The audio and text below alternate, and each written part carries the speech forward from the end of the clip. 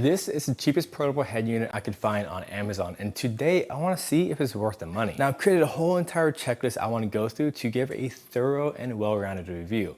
So let's go ahead and get started. And we have the perfect test subject, a 2007 Wrangler, because it has a standard, very simple radio. So this is a perfect use case scenario. So for $44, you can get a 7-inch touchscreen Apple Carplay head unit. It comes with a plug with a USB at the end of it, so it's not taking up a whole entire plug, an aux cord, and a suction cup mount. It does have the availability to plug in a rear view camera, which you can put in the back of the car, but it just did not come with that camera. The suction cup mount can extend, undo this. So it's very adjustable. Put it right on the dash, just like so. To connect the mount to the unit, this will slide into this groove. You just push down and then click. And now we can put it on the dash. And now we have it installed very nicely and neatly. It kind of fits there almost perfectly. Now grab the power cord and plug in right there. When it glows red, you know you're getting power. Now just plug it into the back of the unit. And it does take a USB-C, so that's very nice and modern. Ta-da. And it turned right on. Let's quickly go over the main display. So we have volume up, down, mute, unmute, brightness, goes all the way black, then you click again, turns back to the brightest one. We got settings, Apple CarPlay, Android Auto, phone call, card player. So if you have an SD card you want to put in there, you can play it from there. Camera, which we don't have, but you can plug it in, like I mentioned before. We can change the audio output from aux to FM, and we can conform if we wanted to. Go to Bluetooth, we can connect this to the head unit via Bluetooth. We can switch to local speaker, or we could do auxiliary. So within settings, we can do basic backup, factory reset, equalizer, which is really cool for this type of unit, especially at this price point. Language, time settings, and version. Switch to Bluetooth. Now let's go to Apple CarPlay. And we can either iPhone screen mirror or Apple CarPlay. But let's do CarPlay first, and then we will do screen mirroring in a second. So grab your phone. You want to connect to CarKit. Press pair, allow. We are connecting. I'm very impressed so far with the screen quality. It is responsive. You can press this button to go back home, but let's go back to Apple CarPlay. Let's first test the local speaker. Let's play some non-copyright music. This is the highest the volume can go. Mute, unmute. And obviously, this isn't gonna sound the best. So let's pause that. Let's connect the auxiliary cord. Plug it in the back. Then I plug the other end into the head unit, right where it says auxiliary. And it automatically changes over. Now let's play that same song. Let's go back home. Swap to aux, confirm, turn this up.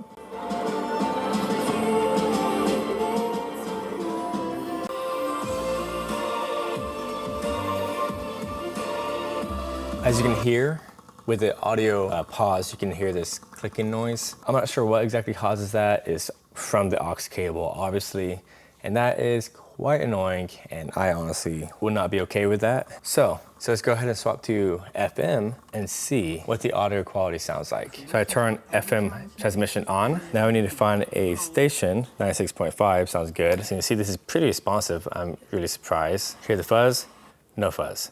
Hear the fuzz, no fuzz. Okay, we can go home and go to Apple CarPlay and play.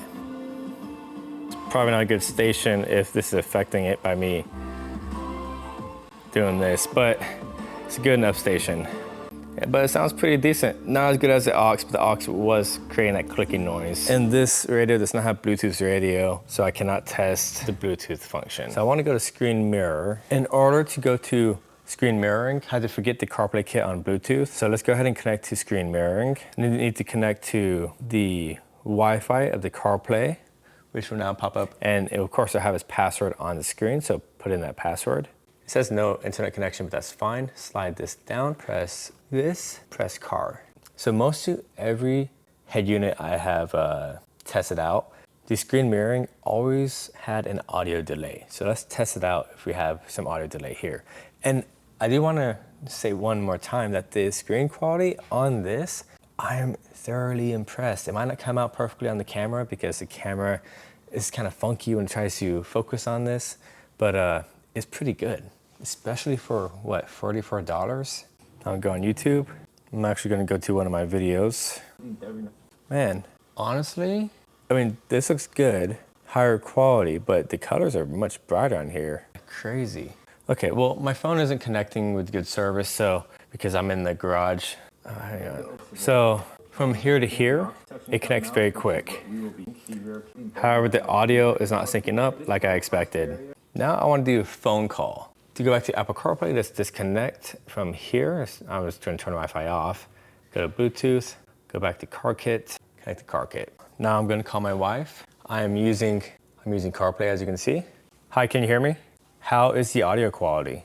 Good. It sounds like you're a little bit far away from the microphone. Good. Okay. How about now? It's a little better. Okay. Do you think it is a functional way to talk? Yes, I do wonder about wind noise or car noise. Yeah, it'd probably be too loud. Okay, well, thank you. You're welcome. All right. Feel free to call back anytime. Okay, bye. So that was pretty seamless. That was pretty good. And there's some sort of interference going on whenever I get close to the radio itself. I think that is a Jeep thing.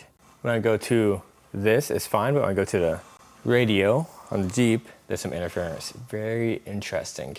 That is not the head unit's fault. It's just the Jeep for whatever reason. I want to see if this unit will automatically connect to my phone after I turn it off and then turn it back on. Let's see if it automatically connects. Turns on so fast. As you can see, it's very hot in here. Okay, doesn't seem like it's connecting.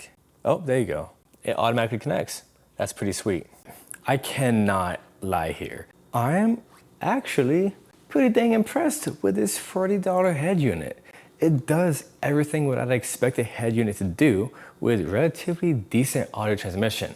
Sure, there were some fuzzies going on, but that was mainly due to the Jeep's radio itself. I think that was odd, have not experienced that before, just in the Jeep so far. Should you get it? Is it worth the money?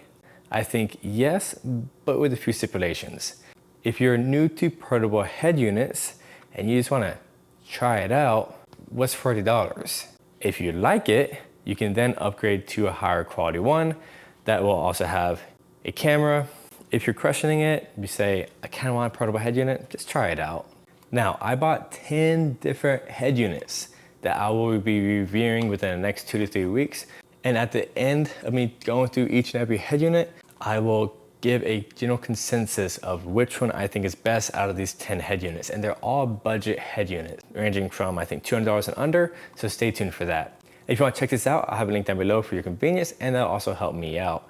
This is Chris, always appreciate and respect one another. I'll see you next time.